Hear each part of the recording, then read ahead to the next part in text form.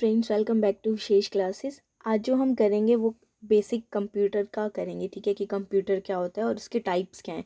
तो जो ये लेक्चर है आपको कंप्यूटर से रिलेटेड जो भी एग्ज़ाम है उसमें तो हेल्प करेगा ही, साथ में जितने भी टेट एग्ज़ाम हैं, जितने भी यूजीसी नेट के हैं, मतलब जो भी आता है आपका आईसीटी का, तो उसमें भी आपको ये हेल्प करेगा। ठीक है, मतलब paper first, UGC net paper first और कंप्यूटर से रिलेटेड जितने भी एग्ज़ाम है, और इवन आपको ग्रेजुएशन लेवल पे भी ये हेल्प करेगा। ठीक है, आप क्योंकि ये बीकॉम बीसीए बीबीए सब में बेसिक होता ही है। ठीक है, कि कंप्यूटर क्या है, उसकी क्लासिफिकेशन क्या है।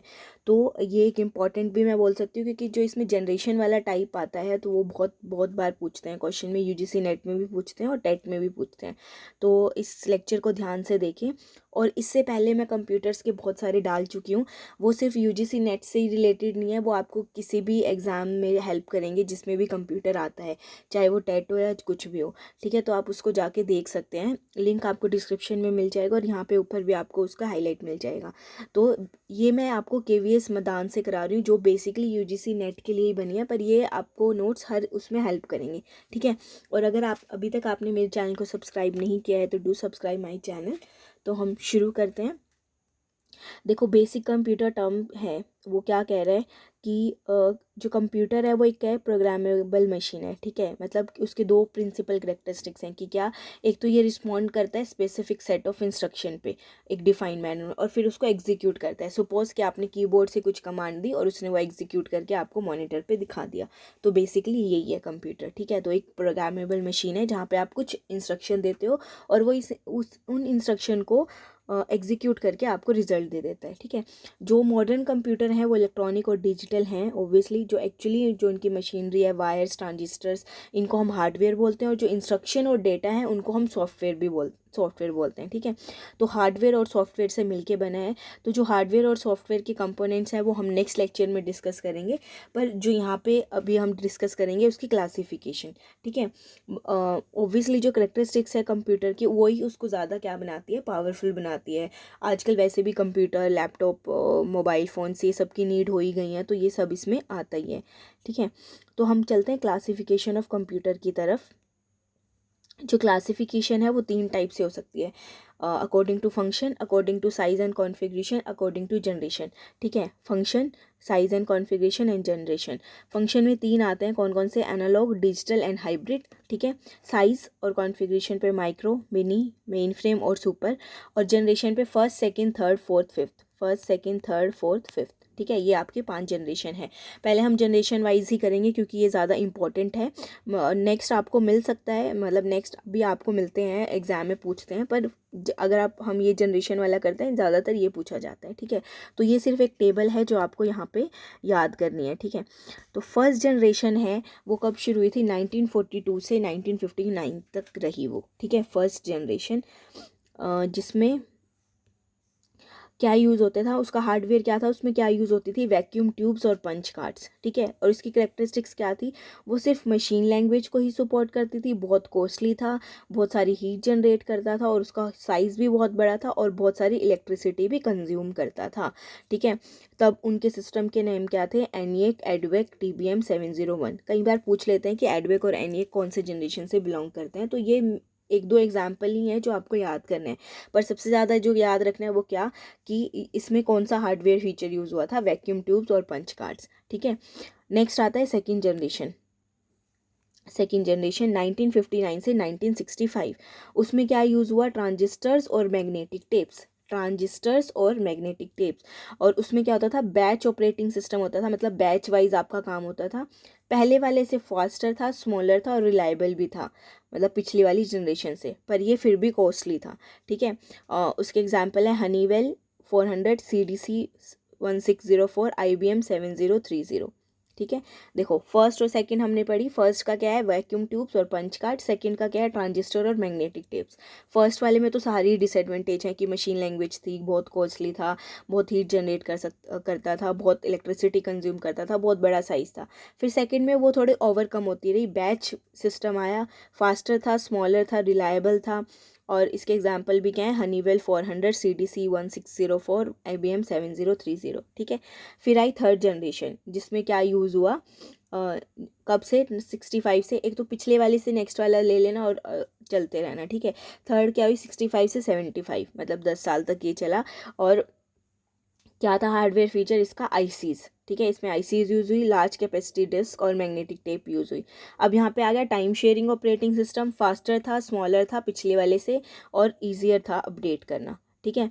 उसके बाद क्या है, IBM 360 370 इसके एग्जाम्पल हैं, CDC 660, PDP 811, ठीक है। नेक्स्ट पे हम आते हैं फोर्थ जनरेशन। फोर्थ जनरेशन में आईसीज ही यूज़ हुई, पर वो किसके साथ, एक तो ये 75 से 88 तक, और आईसीज यूज़ हुई with VLSI technology, semiconductor memory थी, मैग्नेटिक टेप्स और फ्लॉपी एज पोर्टेबल इसमें हम यूज़ कर सकते थे, ठीक है। अब यहाँ पे एक और फीचर आ गया कि मल्टी प्रोसेसिंग का, ऊपर से ऑब्जेक्ट ओरिएंटेड था, स्मॉल था, अफोर्डेबल था, ईजी टू यूज़ है और ईजियर टू अपडेट, ठीक है। जैसे एप्पल सेकेंड VX9000 क्रे 1 और 2, ठीक है। उसके बाद आया फिफ्थ जनरेशन जो 1998 से अभी तक चल रही है, जिसमें हमारे पास क्या I, ICs with ultra technology, large capacity hard disk I rate support के साथ, optical disk I as a portable, read only storage media, powerful server, internal और क्लस्टर कंप्यूटिंग इसमें हो रही है, ठीक है, जो आज हम यूज़ कर रहे हैं। ओब्वियसली ये ज़्यादा पावरफुल हैं, ज़्यादा रिलायबल हैं, इजी टू यूज़ हैं, पोर्टेबल हैं, रैपिड सॉफ्टवेयर है और डेवलपमेंट यहाँ पे पॉसिबल है, software rapid development software development यहाँ पे पॉसिबल है, जैसे IBM पेंटियम और परम, ठीक है। तो आई होप आपको क्लियर हुआ होगा, कुछ नहीं करना है। First second third fourth fifth तक गई थी। फर्स्ट में हमारे वैक्यूम ट्यूब, सेकंड में ट्रांजिस्टर, फिर आईसीज, फोर्थ में आईसीज विद VLSI टेक्नोलॉजी जिसमें सेमीकंडक्टर मेमोरी थी, फिफ्थ जनरेशन में आईसीज थी with ULSI technology, large capacity hard disc use हुई और ऑप्टिकल डिस्क इसमें हम एज पोर्टेबल यूज़ कर सकते थे और कर सकते हैं, पावरफुल सर्वर हैं, इंटरनेट और क्लस्टर कंप्यूटिंग है और यहाँ पे सॉफ्टवेयर डेवलपमेंट पॉसिबल हो गई थी। IBM प्रीमियम और पेंटियम और परम इसके क्या हैं, एग्जाम्पल हैं, ठीक है। आई होप आपको जनरेशन्स तो क्लियर हो गई होंगी। तो नेक्स्ट हम चलते हैं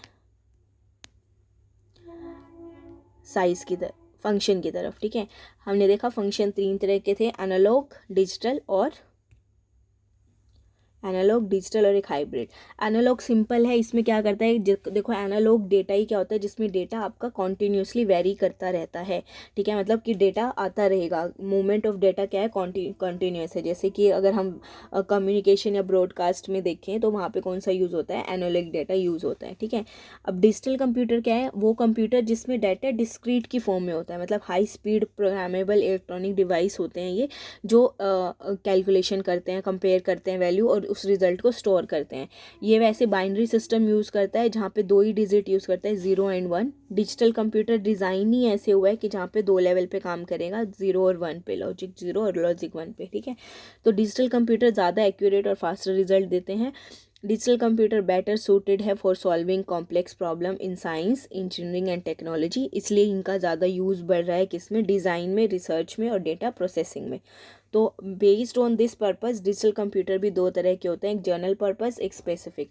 मतलब जनरल पर्पस तो यूजुअली जो अपने मोस्टली कंप्यूटर्स होते हैं वो जनरल पर्पस हैं, पर अगर किसी कंप्यूटर को किसी स्पेसिफिक पर्पस के लिए ही बनाया हुआ है तो वो क्या हो जाएगा, स्पेसिफिक कंप्यूटर, ठीक है। उसके बाद आता है हाइब्रिड। हाइब्रिड ऑब्वियसली आपको पता लग ही गया होगा कि दोनों का मिल के है। तो हाइब्रिड कंबाइन करता है डिज़ायरेबल फीचर ऑफ जो भी एनालॉग और डिजिटल के दोनों के चाहिए वो सारी कंबाइन कर लेते हैं, speed of analog computer, accuracy और डिजिटल कंप्यूटर, ठीक है। मतलब कि डेटा आता रहेगा पर वो उसको किस में कन्वर्ट करता रहेगा, बार बार डिजिटल में, ताकि हमारा रिजल्ट भी स्टोर होता रहे। जैसे एग्जांपल ले लेते हैं हम हॉस्पिटल का इंटेंसिव केयर यूनिट, ICU, जहाँ पे एनालॉग डिवाइसेज हैं वो पेशेंट का टेम्परेचर और ब्लड प्रेशर मेज़र करें, पर जो एनालॉग अब आगे किस में कन्वर्ट हो जाए, डिजिटल में, और वो हमें क्या दे दें, एक रिपोर्ट दे दें। तो आई होप आपको यहाँ से समझ में आ गया होगा। तो अकॉर्डिंग टू फंक्शन और जनरेशन हमने कर लिया, generation first second third fourth fifth, और अकॉर्डिंग टू फंक्शन हमारे पास क्या हो गया, डिजिटल, एनालॉग और हाइब्रिड, ठीक है। एनालॉग में क्या है, जिसमें डाटा कंटिन्यूसली आता रहेगा, पर डिजिटल में डेटा डिस्क्रीट होता है, और हाइब्रिड दोनों का कॉम्बिनेशन होता है। तो इतना आपको याद रखना है, ठीक है। उसके बाद आता है according to size and configuration, ठीक है। ठीक है। यहाँ पे 4 टाइप्स ऑफ कंप्यूटर हैं जो हमने देखे थे। फर्स्ट आता है सुपर कंप्यूटर। सुपर कंप्यूटर जैसे कि नाम से ही पता लग रहा है कि ये बड़े होंगे साइज़ में एक तो, ठीक है। मोस्टली किस लिए यूज़ होते हैं, इंटेंसिव न्यूमेरिकल कैलकुलेशन के लिए, जैसे स्टॉक एनालिसिस हो रहा हो, वेदर फोरकास्टिंग हो रहा हो, न्यूक्लियर एनर्जी रिसर्च हो रहा हो, इलेक्ट्रॉनिक डिज़ाइन हो रहा हो, या फिर कोई भी जियोलॉजिकल डाटा आपको एनालाइज करना है। जैसे आपने अगर कोई मूवी देखी है कोई स्पेसशिप से रिलेटेड तो उसमें दिखता होगा, तो वहाँ पे एक बहुत सुपर कंप्यूटर दिखता है जिसमें वो डेटा एनालाइज कर रहे होते हैं हर टाइम पे, ठीक है। सो यहाँ पे बिलियन ऑफ इंस्ट्रक्शन पर सेकेंड पे चलती है, ये प्रोसेस कर सकता है। तो बेस्ट नॉन मैन्युफैक्चर है जो इसका सुपर कंप्यूटर का, वो है क्रे रिसर्च। यहाँ पे दिख रहा है क्रे रिसर्च, ठीक है। Some of the companies that produce supercomputers are Cray, IBM, HP and so on. परम इंडिया का फर्स्ट सुपर कंप्यूटर है, और टाटाज ए का भी एक एग्जाम्पल है सुपर कंप्यूटर का, ठीक है। नेक्स्ट आता है main frame computer. Main frame computer भी बहुत जल्दी डेटा प्रोसेस करता है, मिलियंस ऑफ इंस्ट्रक्शन पर सेकंड में। पर क्या होते हैं, ये लार्ज साइज होते हैं, पावरफुल होते हैं, पर ये मल्टी यूज़र होते हैं जो मतलब बहुत सारे प्रोग्राम एक साथ सपोर्ट कर सकते हैं। मतलब यहाँ पे ये एक साथ 100 से ज़्यादा वर्क स्टेशन साइमल्टेनियसली एकोमोडेट कर सकता है। नॉर्मली वो ये बैंकिंग, एयरलाइंस, रेलवेज़, और जैसे हम देखते हैं ना कि कई बार हम बैंक में जाते हैं तो सर्वर हमारा डाउन हो जाता है, तो वहाँ पे क्या होता है कि कुछ मेन फ्रेम कंप्यूटर में प्रॉब्लम हो सकती है, कुछ मतलब आप समझ रहे हो कि वो एक से ज़्यादा वर्क स्टेशन को, मतलब 100 से ज़्यादा वर्क स्टेशन को एक साथ कर रहा होता है, 1000 से ज़्यादा वर्क स्टेशन को एक साथ एकोमोडेट कर रहा होता है। तो जैसे बैंकिंग, रेलवेज, एयरलाइंस में यहाँ पे यूज़ होता है। So technique that allow many people at terminals to access the same computer concurrently is called time sharing। और इसमें क्या होता है, टाइम शेयरिंग होता है। यही टेक्निक इसको क्या बनाती है कि ये जो लोग एक साथ ही एक टर्मिनल को एक्सेस कर सकते हैं, ठीक है, अपने अपने टर्मिनल पे एक कंप्यूटर कॉन्करेंटली उसको क्या कर सकते हैं, एक्सेस कर सकते हैं। उसके बाद आता है मिनी कंप्यूटर। मिनी कंप्यूटर पे क्या होता है, लेस स्पीड होती है, स्टोरेज कैपेसिटी भी कम होती है as compare to mainframe computer. उनकी परफॉर्मेंस भी लेस होती है as compare to mainframe. ये मिड साइज प्रोसेसिंग होते हैं, मतलब ये कुछ एक्शन परफॉर्म कर सकते हैं सेम टाइम पे, और एक साथ 4 to 200 यूज़र्स को सपोर्ट कर सकते हैं। कुछ जो फीचर्स हैं इसके मिनी कंप्यूटर्स के, मतलब जो मेन फ्रेम्स की जो इम्पोर्टेंट है, मेन फ्रेम का जो थोड़े बहुत फीचर्स हैं वो इसमें अवेलेबल नहीं है मिनी कंप्यूटर्स में, ठीक है। तो कुछ लोगों ने कंपैरिजन किया है मिनी कंप्यूटर और स्मॉल मेन फ्रेम्स को, तो वर्क स्टेशन के साथ इन्होंने किया है। तो वर्क स्टेशन कुछ नहीं है, वर्क स्टेशन क्या है, कुछ पावरफुल सिंगल यूज़र कंप्यूटर होता है। मतलब यहाँ पे सिर्फ क्या हो सकता है, ये एक पर्सन ही एक टाइम पे यूज़ कर सकता है। वो टिपिकली लिंक्ड होते हैं बहुत सारे कंप्यूटर नेटवर्क के साथ, जिसमें सेवरल पीपल जुड़े होते हैं। जैसे ऑफिस का अगर मान लो हमने कम्युनिकेट करना है तो एक वर्क स्टेशन होगा, बाकी जो पर्सनल कंप्यूटर और मिनी कंप्यूटर होंगे वो उसके साथ क्या होंगे, जुड़े होंगे, ठीक है। बस हम क्या मान लेते हैं कि वर्क स्टेशन क्या है, एक पर्सनल कंप्यूटर ही है जो ज़्यादा पावरफुल है और एक हाई क्वालिटी मॉनिटर के साथ मिलता है। और नेक्स्ट आता है micro computer. Micro computer obviously हमारा एक पर्सनल कंप्यूटर है जो हम रोज़ यूज़ करते हैं। ये एक स्मॉल होता है, रिलेटिवली इनएक्सपेंसिव होता है। कॉमनली हम एक डिस्प्ले स्क्रीन होती है, कीबोर्ड होता है, एक सीपीयू होता है, या फिर अगर लैपटॉप यूज़ कर रहे हो तो ऑब्वियसली एक लैपटॉप होगा, एक चार्जर होगा उसका।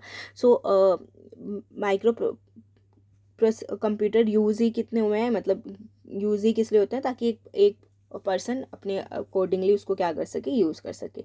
सो desktop computer, laptop computer and hand held computer इसके एग्जाम्पल है। तो ये सब आज हमने जो देखा वो देखा कि कंप्यूटर और कंप्यूटर्स के जो भी टाइप हैं किस किस के बेस में, हम एक बार रिवीजन कर लेते हैं लास्ट कि क्या है।